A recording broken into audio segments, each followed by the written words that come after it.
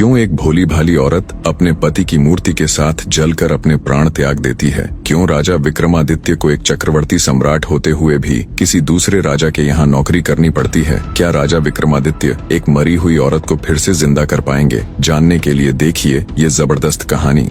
एक ब्राह्मण अपनी पत्नी के साथ उज्जैन नगर में रहता था। ब्राह्मण की पत्नी सुशीला बड़ी पतिव्रता स्त्री थी। ब्राह्मण कहने के लिए तो राजा के यहाँ नौकर था, परंतु राजा विक्रम ब्राह्मण से कोई कार्य नहीं करवाते थे। बस हर माह घर बैठे उस ब्राह्मण की तनख्वाह भेज दिया करते थे। ब्राह्मण को राजा की तनख्वाह खाते खाते जब काफी अरसा हो गया तो एक दिन वह अपनी पत्नी से बोला, भाग्यवान, राजा का धन खाते खाते काफी लंबा समय हो गया, किंतु राजा ने बदले में मुझसे कोई काम नहीं लिया। इस भार से मैं कैसे कर्ज मुक्त हो सकूंगा? अंततः पत्नी से विचार कर वह राजा के पास पहुंचा और बोला, राजन, आपकी रकम खाते खाते मुझे काफी समय हो गया, लेकिन आपने मुझसे कोई काम नहीं लिया। इस प्रकार मैं कैसे कर्ज मुक्त हो सकूंगा? मेरी इच्छा है कि आप मुझसे कोई काम लें ताकि मैं आपके ऋण से मुक्त हो जाऊं। ब्राह्मण की बात सुनकर राजा बोला, हे ब्राह्मण, मेरी प्रतिज्ञा है कि मैं किसी ब्राह्मण से काम नहीं लेता, पर फिर भी आपकी यही इच्छा है तो मेरे कहने से गंगा स्नान कराओ और एक कलश गंगा जल मेरे लिए भी लेते आना। यही है आपका कार्य। राजा के वचन सुनकर ब्राह्मण अत्यंत प्रसन्न होकर अपने घर आया और सारा हाल अपनी पत्नी से कह सुनाया। वह बोली, स्वामी, आप चले जाओगे तो मैं आपके पीछे अन्न जल कैसे ग्रहण करूंगी? मेरा तो यह नियम है कि बिना आपके दर्शन किए अन्न जल ग्रहण नहीं करती। ब्राह्मण बोला, मैं अपनी मूर्ति बनवाकर घर के अंदर स्थापित कर दूंगा, तू उसके दर्शन करके अपना गुजारा कर लेना। यह कहकर उसने अपनी मूर्ति बनवाई और घर में स्थापित करवा दी और आवश्यक सामान ले राजा के पास जाकर बोला, महाराज, अब मैं जा रहा हूँ, मुझे आज्ञा दीजिए और मेरे पीछे से कृपा करके मेरी पत्नी की खैर खबर लेते रहना। उसको अब मैं आपकी शरण में छोड़े जा रहा हूँ। ब्राह्मण के वचन सुनकर राजा विक्रमादित्य बोला, हे ब्राह्मण, आप किसी बात की चिंता न करें और निश्चित होकर जाएं। आश्वासन देकर राजा ने उसे मार्ग व्यय के लिए धन देकर विदा कर दिया। ब्राह्मण के गंगा स्नान पर जाने के बाद ब्राह्मणी हर रोज पहले उसकी मूर्ति को भोग लगाती और बाद में खुद खाती। एक दिन ब्राह्मण के पड़ोस में आग लग गई। वह आग इतनी तेजी से फैली कि देखते ही देखते ब्राह्मण ब्राह्मणी के घर तक आ पहुंची। ब्राह्मणी अपने घर में लगी आग देखकर अपने पति की मूर्ति से कहने लगी, हे स्वामी, घर में आग लग गई है, कृपया बाहर चलो। जल्दी ही आग ने पूरे घर को अपने चपेटे में ले लिया, परंतु ब्राह्मणी टस से मस न हुई और वो उस ब्राह्मण की मूर्ति के आगे वही शब्द दोहराती रही, स्वामी, घर में आग लग गई है, बाहर चलो। आखिर ब्राह्मणी आग में ब्राह्मण की मूर्ति के साथ चिपट जलकर मर गई। जब राजा विक्रम को ये बात पता चली तो वो माथा पकड़कर बैठ गया और खुद से कहा, ये तो बड़ा अनर्थ हो गया। अब जब ब्राह्मण आकर पूछेगा तो मैं उसे क्या उत्तर दूंगा? ब्राह्मण अपनी पत्नी को राजा के हवाले छोड़कर उसके कहने से गंगा स्नान करने गया था, पर ब्राह्मणी तो उसकी मूर्ति के साथ जल चुकी थी। राजा विक्रम के दिन बड़े भारी हृदय के साथ चिंता में निकल रहे थे। इसी बीच एक रोज ब्राह्मण भी वापस आ गया और घर में लगी आग और अपनी स्त्री के जल मरने का समाचार सुनकर वह आग बबूला हो उठा। बोला, ऐसे कैसे हो सकता है? मैं तो राजा को अपनी ब्राह्मणी का ध्यान रखने के लिए बोलकर गया था, उन्होंने उसका ध्यान क्यों नहीं रखा? वह आनन फानन में भागा भागा तुरंत राजा के पास गया और क्रोधित होकर पूछने लगा, ऐ राजा, मेरी स्त्री कहाँ है? कहाँ है मेरी ब्राह्मणी? राजा विक्रम ने भरे हुए हृदय के साथ ब्राह्मण को सारा हाल कह सुनाया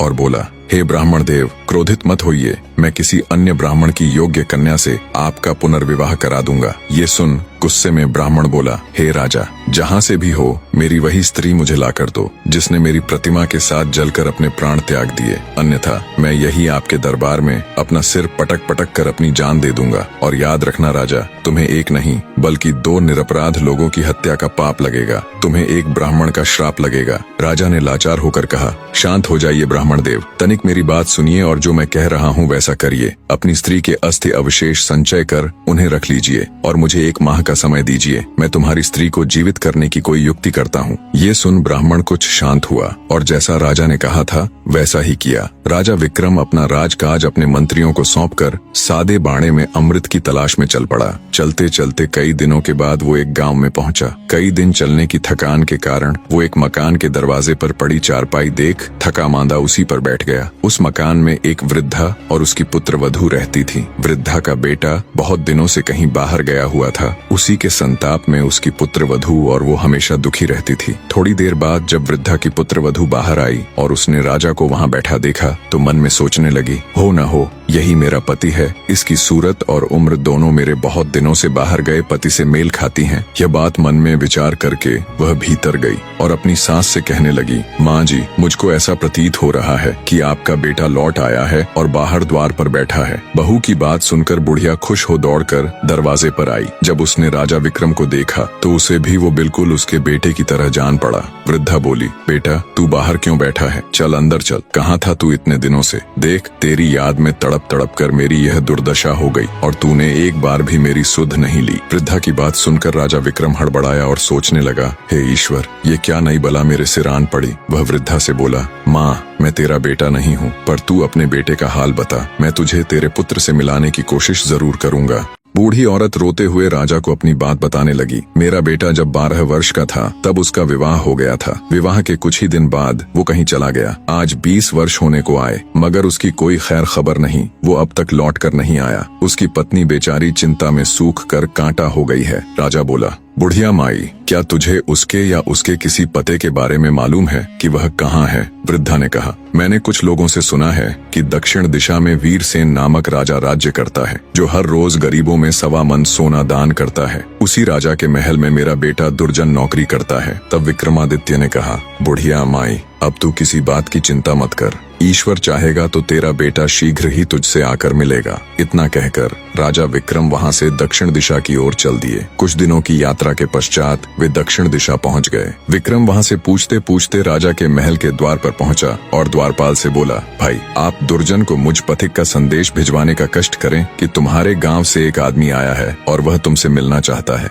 द्वारपाल ने भीतर जाकर दुर्जन को विक्रम का संदेश दे दिया, जिसे सुनकर वह द्वार पर आया और विक्रम को अपने गांव का निवासी समझकर उसे अपने डेरे पर ले गया। विक्रमादित्य ने कहा, भाई, तुमको ऐसा नहीं करना चाहिए था। जब से तुम आए हो तब से घर की सूरत तक नहीं देखी। तुम्हारे घर तुम्हारी माता और पत्नी रो रो कर दिन बिताती हैं। तुम्हारे लिए उचित यही है कि जैसे भी बने शीघ्र ही उनकी सुध लो। दुर्जन बोला, भाई, मैं क्या करूं? विवश हूं। न तो महाराज मुझे छुट्टी देते हैं, न इस्तीफा लेते हैं। फिर भला मैं किस प्रकार जा सकता हूं? विक्रम बोला, इसकी तुम चिंता न करो, तुम्हारे बदले में मैं नौकरी कर लूंगा। अब दुर्जन ने राजा से कहा, महाराज, मेरा भाई गांव से आया है। वह मेरे बदले आपके यहाँ नौकरी करेगा। आप कृपा कर मुझे कुछ दिनों के लिए छुट्टी दे दें, क्योंकि मेरी माँ व पत्नी मेरे लिए बहुत व्याकुल हैं। राजा वीरसेन बोला, अच्छा, अपने भाई को नौकरी पर छोड़कर तुम 1 महीने के लिए अपने घर हो आओ। यह सुनकर दुर्जन ने विक्रम को नौकरी पर छोड़ा और स्वयं राजा से विदा लेकर अपने घर को चल दिया और विक्रम उसके बदले नौकरी करने लगा। खुद एक राजा होते हुए भी बड़े हृदय वाले राजा विक्रमादित्य दूसरों के दुख दूर करने के लिए राजा वीरसेन के यहाँ नौकरी करने लगे। राजा वीरसेन का नियम था कि हर रोज वो आधी रात को शहर से बाहर एक देवी के मंदिर में जाता। देवी उसे पकड़कर तेल के खौलते कड़ाह में डाल देती। जब राजा उसमें भुन जाता तब वह उसे निकाल कर खा जाती। तत्पश्चात उसकी हड्डियों को इकट्ठा करती, फिर उन पर अमृत छिड़क देती। इस प्रकार राजा पुनः जीवित हो जाता। बाद में देवी अक्षय झांझर हिलाकर 1.25 मन सोना राजा को देती, जिसे लेकर राजा वीरसेन चुपचाप महल लौट आता और प्रातःकाल वही सोना ब्राह्मणों को दान कर देता। एक दिन राजा विक्रम ने अपने मन में विचार किया कि राजा के पास इतना सोना कहाँ से आता है और हर रोज आधी रात को वो कहाँ जाता है। इसका भेद अवश्य जानना चाहिए। दूसरे दिन आधी रात के समय जब वीरसेन ने देवी के मंदिर के लिए प्रस्थान किया तो राजा विक्रम भी उसके पीछे पीछे चल पड़ा। मंदिर में एक तरफ छिपकर उसने खोलते तेल के कड़ाह में जब राजा को भूनते देखा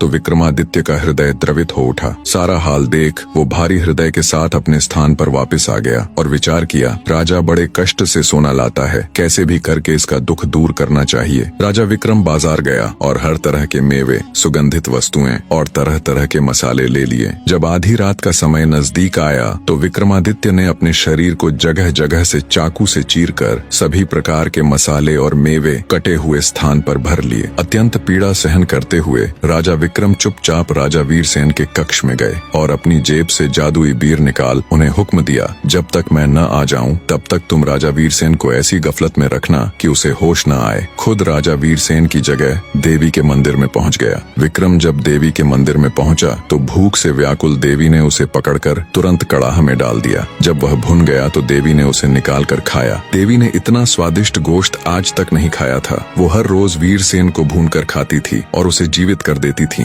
राजा वीरसेन में ऐसा कुछ बचा नहीं था, पर आज जब उसने तंदुरुस्त और एकदम हट्टे कट्टे विक्रमादित्य के ताजा और तरह तरह के मसाले और मेवे से भरा मांस खाया तो उसका रोम रोम खिल उठा। लजीज गोश्त खा वो अत्यधिक प्रसन्न हो उठी। पूरी तरह तृप्त हो उसने रोज की तरह हड्डियां एकत्र कर घड़े से अमृत निकालकर उन पर छिड़क दिया। अगले ही पल राजा विक्रम जीवित हो उठा। तब देवी बोली, मैंने आज तक इतना स्वादिष्ट मांस नहीं खाया। आज मैं तुझ पर बहुत प्रसन्न हूँ। जो भी तुझे चाहिए दिल खोलकर मांग ले। विक्रम बोला, हे माँ, मुझे आपसे 3 वर चाहिए। देवी प्रसन्न हो बोली, दिए तुम्हें 3 वचन, मांगो क्या चाहिए। तब विक्रम ने कहा, पहले वचन में मुझको आपका अमृत का पात्र चाहिए, दूसरे वचन में मुझे आपकी अक्षय झांझर भी चाहिए। ये 2 वरदान मांगकर विक्रम ने सोचा कि इसका अमृत यदि मैंने ले लिया और देवी ने राजा को नित्य की भांति भून कर खाया तो फिर उसे जिंदा कैसे करेगी। इसलिए तीसरे वचन में उसने सोचा कि न देवी यहाँ रहेगी न राजा की जान जाने का डर रहेगा। अतः तीसरे वर में उसने देवी का वहाँ से चले जाना मांगा। इस प्रकार तीनों वचन देकर देवी वहाँ से चली गई। राजा विक्रम अमृत कलश और अक्षय झांझर ले वापस आ गया। उसने सोते हुए राजा वीरसेन के पास से अपने जादुई बियर उठा ली। थोड़ी देर में जब वीरसेन की आंख खुली तो समय देख वह घबराकर मंदिर की ओर दौड़ा। वहाँ जाकर उसने देखा तो कोई नहीं था, कड़ाहा भी आधा पड़ा था। यह देखकर वह बहुत घबराया और मन में सोचने लगा, सुबह सोना कहाँ से दान करूंगा। लोग कहेंगे कि राजा दिवालिया हो गया, खजाने में धन नहीं रहा। ये सोचते सोचते वो घर आकर पलंग पर पड़ गया। चिंता में उसे रात भर नींद नहीं आई। करवटें बदलते बदलते ही सवेरा हो गया। भिक्षुक पुकारने लगे, महाराज प्रातः काल हो गया, दान करने के लिए सिंहासन पर विराजिए। भिक्षुकों की पुकार सुनकर राजा अत्यंत दुखी हो रहा था। महल के बाहर भिक्षुक चिल्ला रहे थे। राजा शर्म और शोक में डूबा भिक्षुओं की आवाज सुन रहा था। राजा को शोक के समुद्र में डूबा देखकर विक्रम ने कहा, हे महाराज, सुस्त क्यों हैं? सोना दान क्यों नहीं कर रहे? वीरसेन ने आदि से अंत तक सारा हाल विक्रम को कह सुनाया और बोला, आज यह ब्राह्मण वर्ग विमुख हो जाएगा तो बड़ा अन्याय होगा। तब विक्रमादित्य ने राजा वीरसेन को अक्षय झांझर दी और कहा, लो निकाल लो, इसमें से और बांट दो। इसके लिए अब तुम्हें कहीं जाने की जरूरत नहीं है, इसे अपने पास रखो। अक्षय झांझर देख राजा वीरसेन ने हैरान होते हुए पूछा, यह झांझर तुम्हारे पास कैसे आई?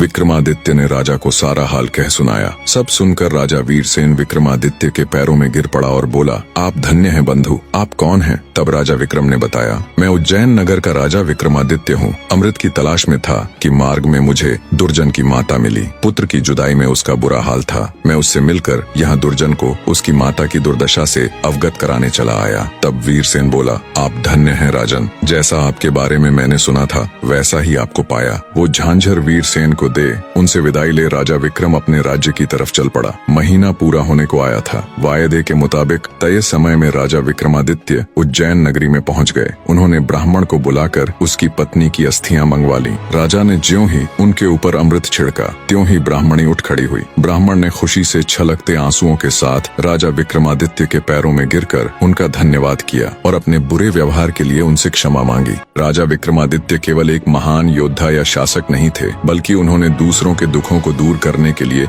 अपने जीवन को जोखिम में डालने से भी परहेज नहीं किया। उनकी अमृत की तलाश, एक ब्राह्मण के दुखी परिवार को जोड़ने का संकल्प और राजा वीरसेन की समस्या को हल करने के लिए अपनी अद्वितीय योजनाएं यह दर्शाती हैं कि एक सच्चा राजा केवल अपनी प्रजा का भला सोचता है। निष्कर्ष, जब हम अंदर से किसी का भला सोचकर किसी कार्य के लिए प्रयास करते हैं तो वो चाहे कितना ही कठिन क्यों न हो, वो मालिक, वो प्रभु हमारे लिए नए नए रास्ते खोल ही देता है। कहानी अंत तक देखने के लिए आप सबका तहे दिल से धन्यवाद।